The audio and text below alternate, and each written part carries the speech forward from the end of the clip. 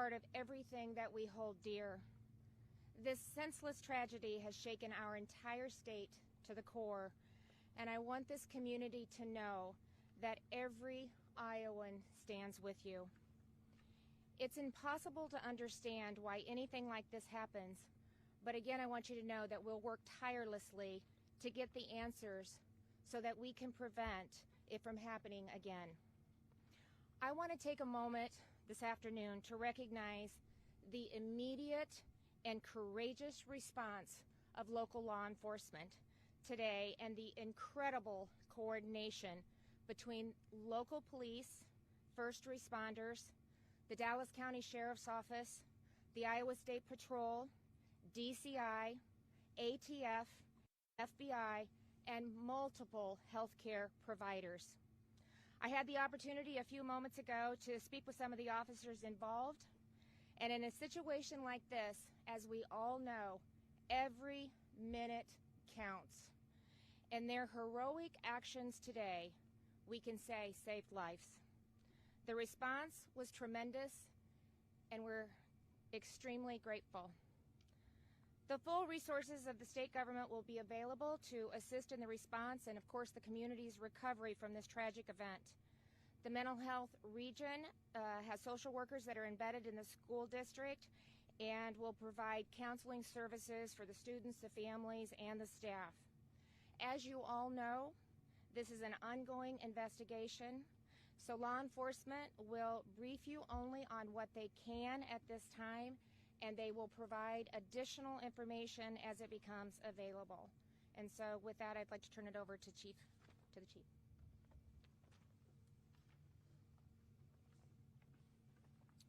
Thank you.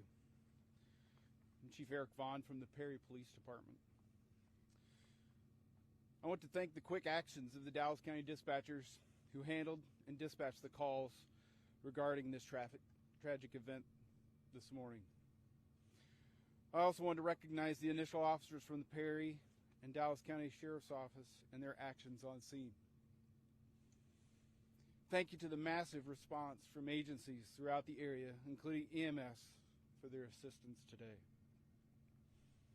It is truly amazing to see first responders work together in these crisis situations. And I cannot forget to recognize the teachers, faculty, and students involved who acted bravely and heroically in this tragic situation. Thank you to the community support we have seen and we will continue to need in the future. All of our condolences to the victims and their families.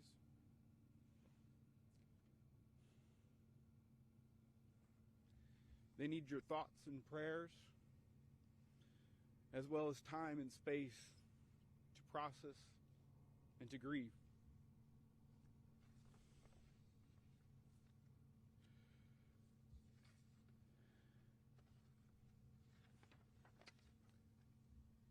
This community has been through tough times before and have rallied together. I'm sure this time will be no different. Thank you. I introduce Mitch Mortvet, DCI. Thank you, Chief. My name's Mitch Mortvet. I'm an assistant director with the Iowa Division of Criminal Investigation. At 7:37 a.m., on January 4th, 2024, the Perry Police Department responded to an active shooter event at Perry High School.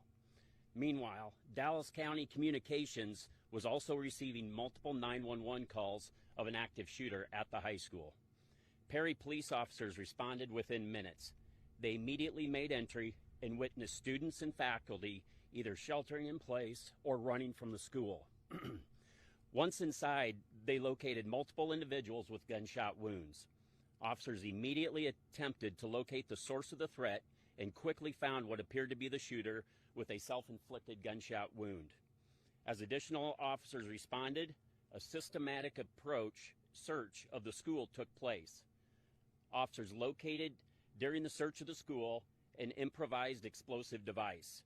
The State Fire Marshal and the Bureau of Alcohol, Tobacco, and Firearms rendered the device safe. Numerous officers from multiple agencies were able to secure the school and verify no additional threats. At the same time, first responders were rendering aid to the victims, who were later transported to area hospitals. The shooter has been identified as 17-year-old Dylan Butler, a student at Perry High School. Butler was armed with a pump-action shotgun and a small caliber handgun. Butler also made a number of social media posts in and around the time of the shooting. Law enforcement is working to secure those pieces of evidence. All evidence thus far suggests that Butler acted alone. There are 6 victims, one of them who is deceased. That individual was a 6th grade student at Perry Middle School. The other 5 are being treated at area hospitals. 4 of the surviving victims are students, and the 5th is a school administrator. The law enforcement response was swift and immediate. Roughly 150 officers from local, state, and federal agencies responded within the hour.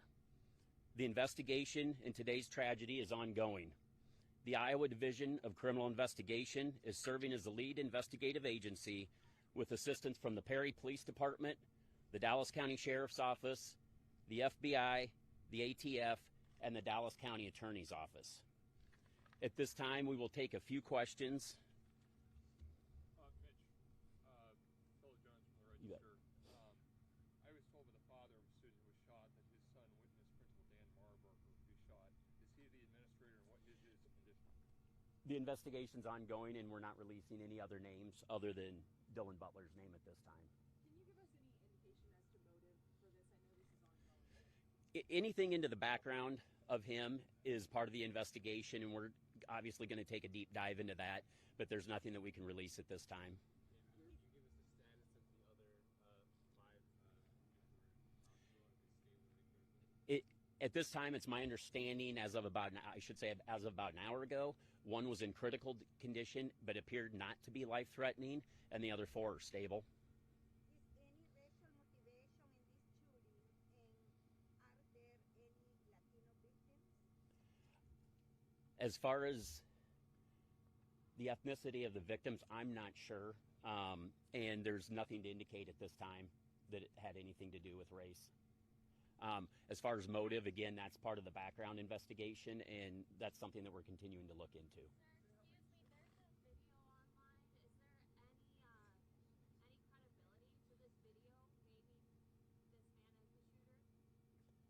I haven't seen the video, and that I don't know at this time, but law enforcement is working to secure those pieces of evidence, as I mentioned in the statement, so there's nothing more that we can comment on about that. This is the first time that we've heard someone from the middle school being involved in the shooting. Do you have an idea as to the path this suspect took? It all happened in the Perry High School, and it was before school started, so there were not many students, and it's our understanding that there was a breakfast program going on, so there may have been students of different grades, if you will, in the school at that time. But it all was contained in the Perry High School, not in any of the other buildings. That's still part of the investigation. We're trying to determine that. How sophisticated was the IED? Explosive device? I'm sorry, one of you? Explosive device? Yes. What else can you tell us? Not much about it, other than it was pretty rudimentary, and it was rendered safe by, like I said, the State Fire Marshal and the ATF. Can I ask a question of the governor? Sure. Given that the investigation is ongoing, this is a local and state matter. You know, however, the eyes of the world are on Iowa over the next 11 days. How should the candidates running for president talk about what happened? Well, I'll let them. Schools, Yeah. violence generally? I'll let them decide how they're going to talk about it. We're going to focus on the investigation, and we're going to focus on making sure that we provide the resources that the community, the teachers, the staff, those that are involved, the families, that we're providing the resources that they need during this difficult time. So that's what I'm going to be focused on, State of Iowa is going to be focused on, and I'll let the candidates decide what they're going to focus on. Thank you. We're going to take no more questions at this time. What does the Thank you. for school safety for other schools in the area that we're looking at this year?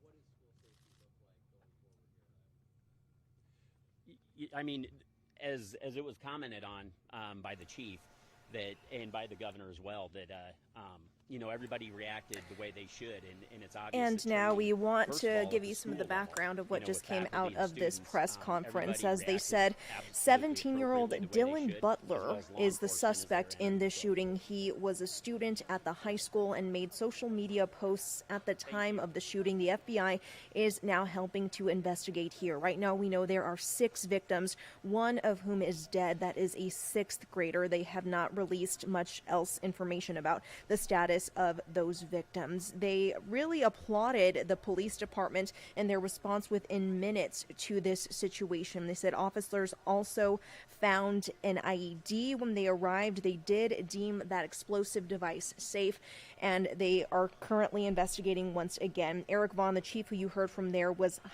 holding back tears rather as he spoke about what happened around 7:30 this morning. Officers did find the shooter, who we mentioned again was 17-year-old Dylan Butler, a student at the school, dead from a self-inflicted gunshot wound. We are going to be sure to keep you updated on this story as far as the status of these victims and the more that we find out about this suspect. Is there always enough time to stop something like that when a post like that is made and something might be imminent? You never know when it might affect and change somebody's life or save somebody's life, no